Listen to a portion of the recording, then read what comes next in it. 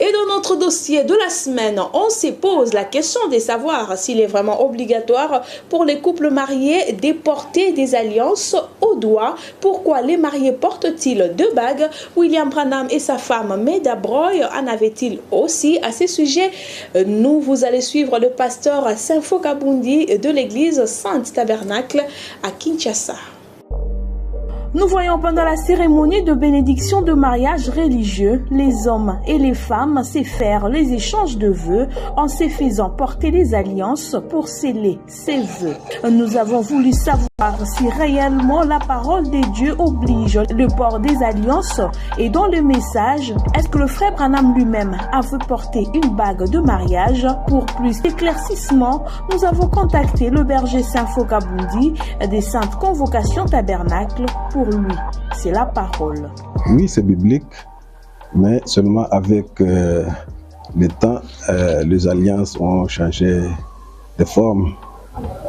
Dans les temps bibliques, dans les temps anciens, ils avaient ce qu'on appelait les colliers ou bien une tablette où il y avait des dragnes.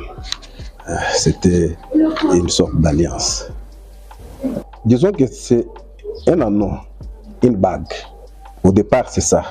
L'alliance, c'est quand un pacte est conclu ou bien une entente entre deux personnes.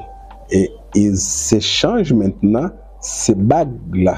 Et la bague-là porte maintenant le nom de l'alliance, parce que ça devient une alliance. C'est une bague ou bien un anneau. Selon plusieurs dires, l'homme n'est pas obligé, mais la femme, si. À cette question, le pasteur Saint-Fo répond. Une cérémonie de mariage du 20 février 1965, vous verrez le prophète en train de célébrer un mariage au paragraphe 3. Il demande d'abord à l'homme, acceptez-vous cette femme, et ainsi de suite. Vous nous permettez que vous allez la chérir, la nourrir, et ainsi de suite, ainsi de suite. Et l'homme a dit oui. Et il s'est retourné aussi vers la femme. Il a dit la même chose. Et finalement, il a dit, pour sceller votre union, je vais voir un signe. Mettez un signe ici. Et ils ont sorti des bagues, si on peut dire avec vous, ils ont sorti des bagues de mariage.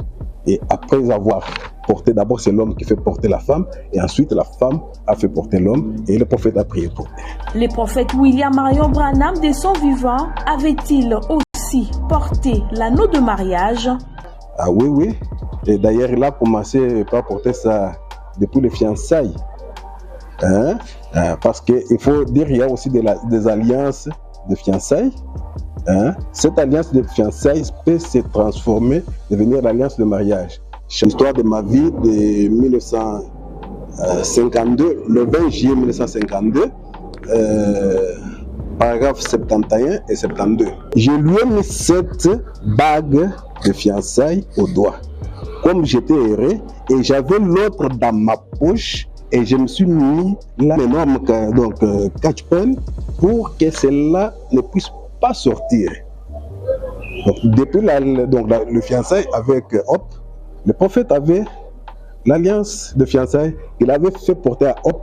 Pour les femmes qui doublent leur bague de mariage, le pasteur Saint-Fo Kabundi estime que ce n'est pas un problème, mais ça dépend plutôt de chaque culture.